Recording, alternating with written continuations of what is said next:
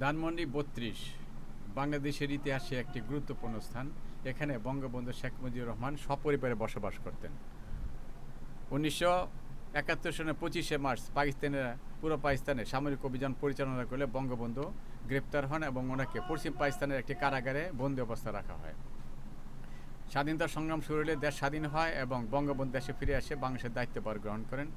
নির্বাচন হলে তার দল নির্বাচনে জয়লাভ করলে তিনি রাষ্ট্রপতি হিসেবে দায়িত্ব পরিচালনা করেন এবং দায়িত্ব পরিচালনাকালীন সময়ে একদল সামরিক অভ্যুত্থানে তিনি সপরিবারে এখানে নিহত হন ধানমন্ডি ৩২-এ। তার রক্তমাখা কাপড় চোপড়, স্যান্ডেল, জুতা, তসবি, জায়নামাজা ইত্যাদি সব মেঝেতে পড়ে থাকে। তার দেহকে গোপালগঞ্জের কোন এক স্থানে সমাহিত করা হয়।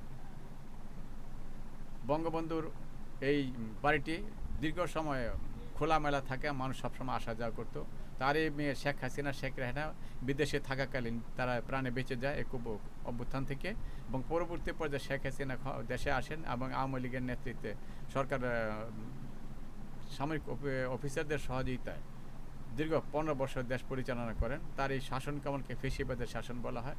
এই সময় তিনি ব্যাপক বিরোধী দলীয় নেতাকর্মীকে ব্যাপক নির্যাতন চালান এবং শত শত গুম ও হত্যার শিকার হয় তার এই শাসনামলে।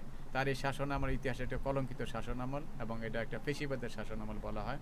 তাকে ফেসিবাদের জননী বললে কম বলা হবে এবং অনেক হত্যা ও অভিযোগে তিনি অভিযুক্ত। তিনি ক্ষমতা আসার পর বঙ্গবন্ধুর বাসাকে জাদুঘর রূপান্তরিত করে বঙ্গবন্ধুর বিভিন্ন স্মৃতিকে এখানে নিয়ে আসা হয় এবং এগুলি মানুষের জন্য খুলে দেওয়া হয় এবং এই পচা লেক যে ধানমন্ডি লেকটাকে একটা সুন্দর লেকে পরিণত করেন এবং সামনের রাস্তাকে সুন্দর রাস্তা পরিণত করেন, মানুষের বসবাসের ব্যবস্থা করেন। এখানে একটি পত্রিকা অফিস খোলা হয় এবং পুলিশের জন্য একটি পুলিশ বক্স খোলা হয় নিরাপত্তার জন্য।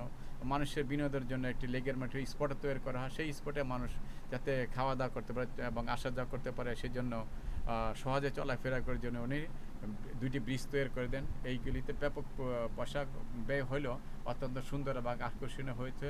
মানুষ এই স্থানগুলি প্রতিদিন শত শত মানুষ এই স্থানগুলি দর্শন করতেন। 5ই আগস্ট গণ অভ্যুত্থান ছাত্র জনতা আন্দোলনের মুখে তারপর সরকারের পতন হলে তিনি 5ই আগস্ট সকাল 11:30টায় প্রধানমন্ত্রী দায়িত্বভার ইস্তফা দিয়ে একটি হেলিকপ্টার যোগে প্রতিবেশী ভারতে পালিয়ে যান এবং ছাত্র জনতারা আক্রোশে তার বাবার এই বাসস্থান যেটি মিউজিয়াম ছিল সেটিকে উত্তেজিত জনতা পুড়িয়ে দিলে বঙ্গবন্ধু যত